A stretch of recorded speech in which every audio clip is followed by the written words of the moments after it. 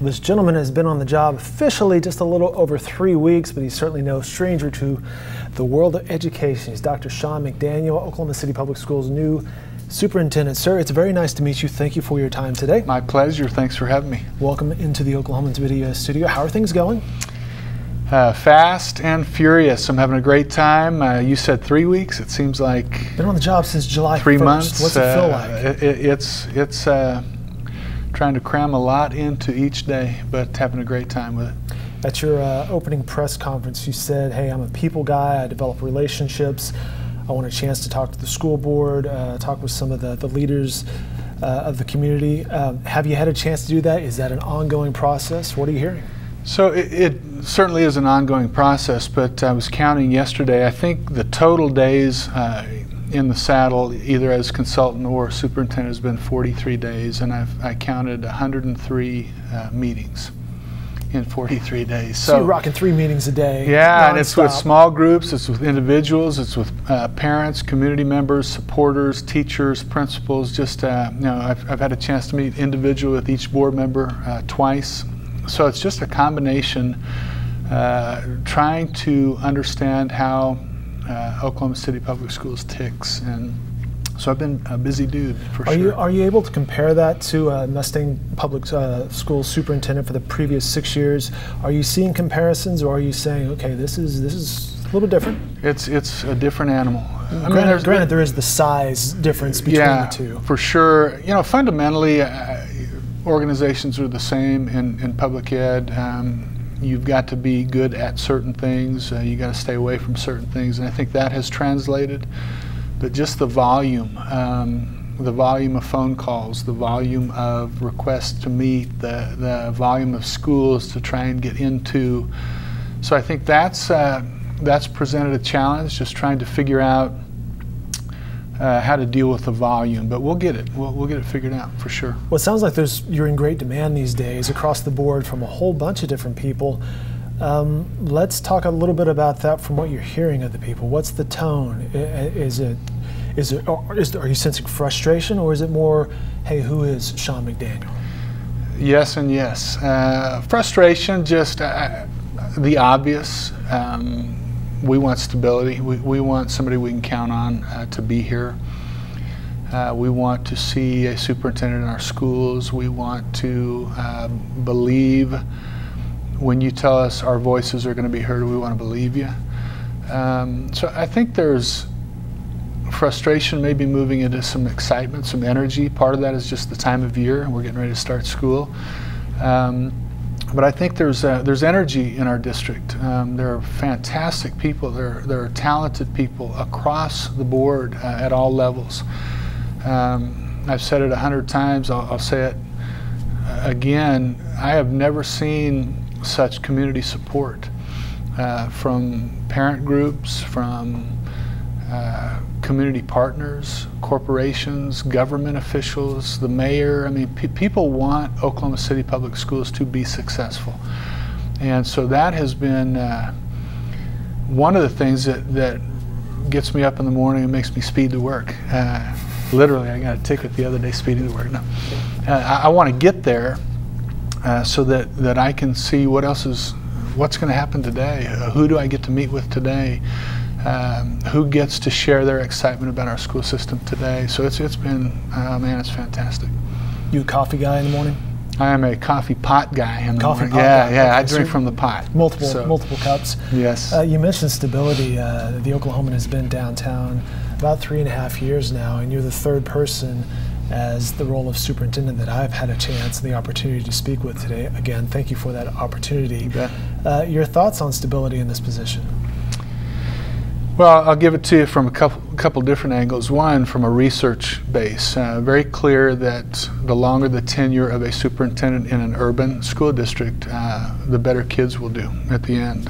They'll achieve at higher levels. They'll be absent fewer times. They'll get into trouble fewer times. And so there is a correlation, a connection between longevity in the superintendent's chair in an urban school system and how kids perform. And so research side. Now, just from a practical side, an emotional, social side. People in our district are longing for someone who 3 years, 5 years, 10 years from now can say he or she has been our superintendent for some time now.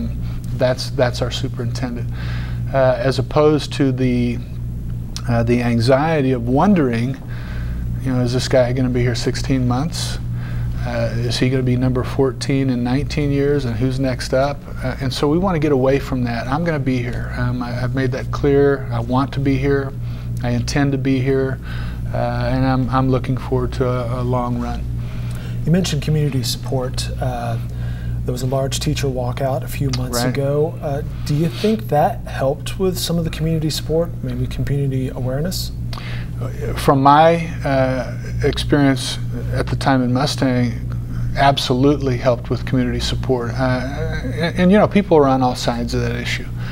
And we respect that, but I think by and large, communities, unlike anything I've seen in my 33 years, man, they wanted to know how they could help teachers. They rallied with teachers, stood shoulder to shoulder with educators, went to the Capitol, lots of kind notes of encouragement, and I think that really helped communities across our state. Were you out there? Absolutely, every day. Yeah. I was either at the Capitol or standing on a street corner with teachers holding a sign.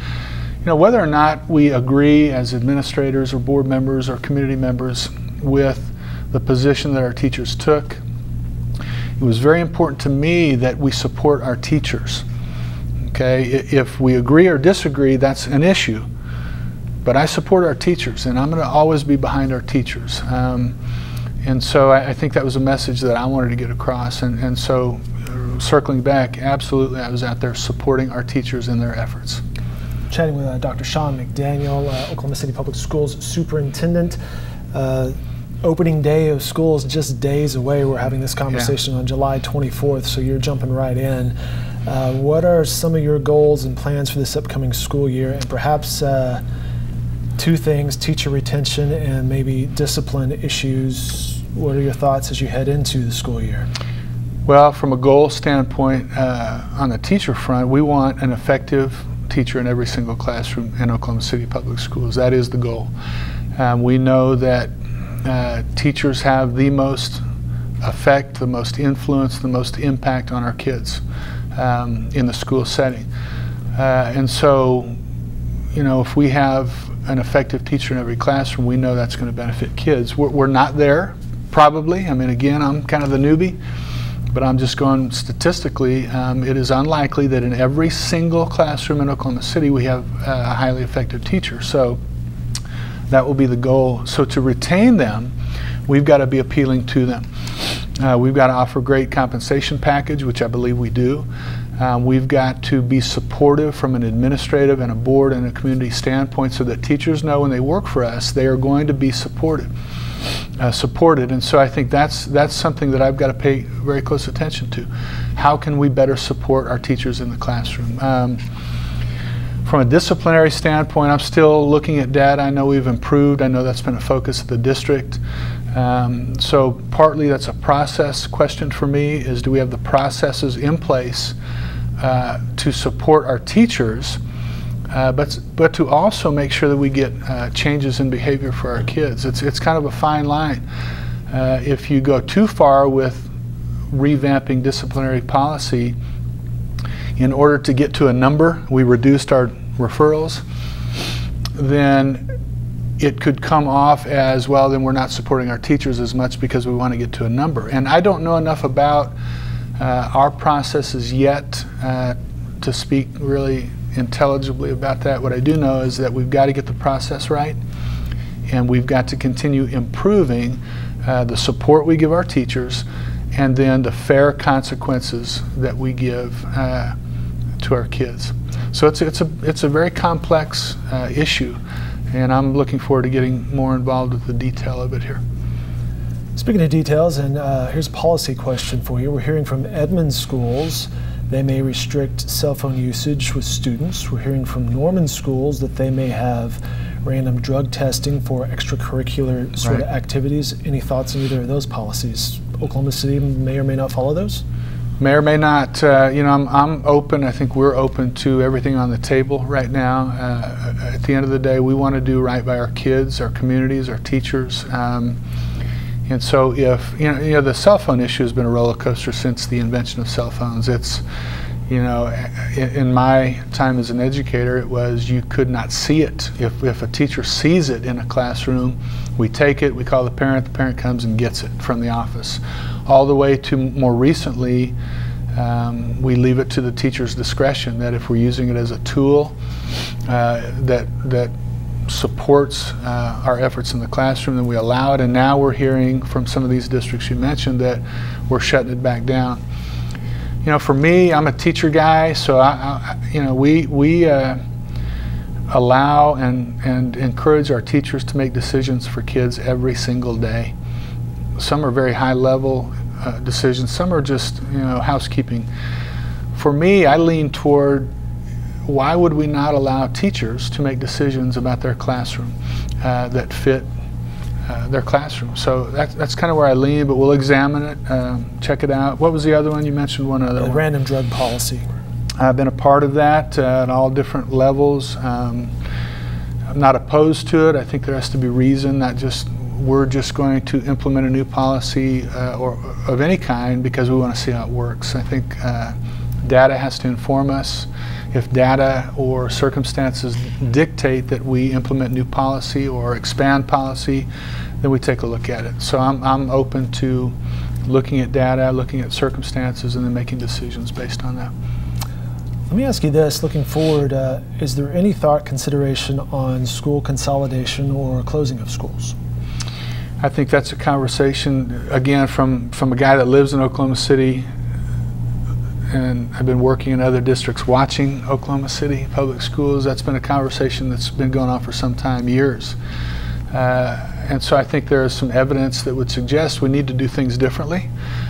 We have enlisted the services of a facilities audit firm, and they're looking at our demographics and all of our data, and they will present that to us. And then our board, with help from our staff, will make decisions about what our district looks like moving forward. But I think everything is on the table at this point. So until we get that data that would tell us very specifically in detail what our district looks like from a data standpoint, it's probably a little premature to really start talking about specific consolidation models or closure models. But everything has to be on the table right now, for sure. Don't you like getting a new gig and the deep dive questions? Love it, right man. Love it. Love it. Let me circle back to one thing on the teacher walkout. Okay. How did that change things for Oklahoma schools?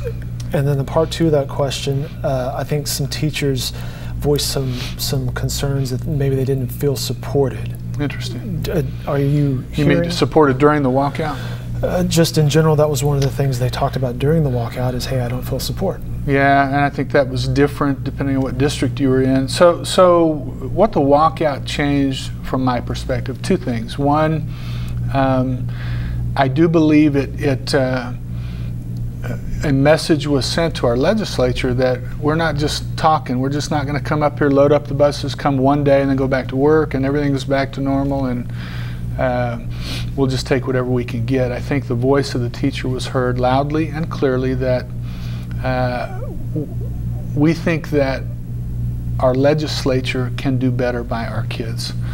And to the extent that we're willing to shut it down, to risk all those things that we heard they were risking, from paychecks to, in some districts, teachers were told that if they didn't come back to work, they would not have a job when they came back.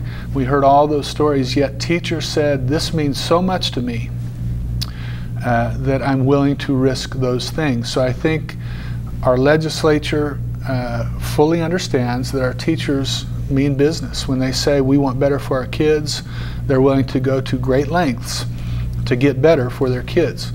So I think that was one thing. The other thing, obviously, is I think it did help move the dial as far as funding goes. A lot of those decisions were made just as the walkout was starting. by the legislature, but I think that pushed it through. I think that when the legislature saw that, hey, this is a real deal, I think it pushed it all the way through the additional funding. So I think two things came out of it that were historic, that were steps in the right direction. Clearly the work is not done. Got more work to do. But from the support side, during the walkout, again, it was a mixed bag.